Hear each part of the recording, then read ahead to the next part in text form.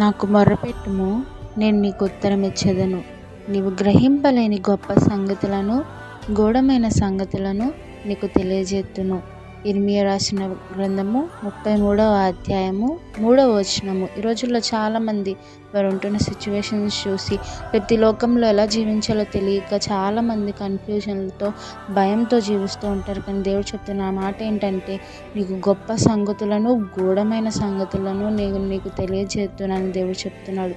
కాబట్టి నువ్వు చేయాల్సిన పని ఏంటంటే, నిరంతరము ఆయనకు ప్రార్థించే వారంగా, నిరంతరము ఆయనకి మొర్రపెట్టే వారంగా మనం ఉండాలి. నీకుంటున్న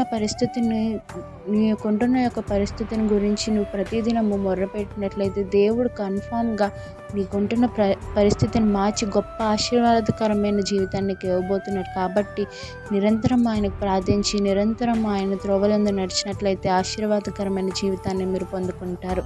అటు సిచ్యువేషన్స్లో మీరు ఉండాలని కోరుకుంటే కొద్ది మాటలు దేవుడు దీవించును గాక. ఆమేన్.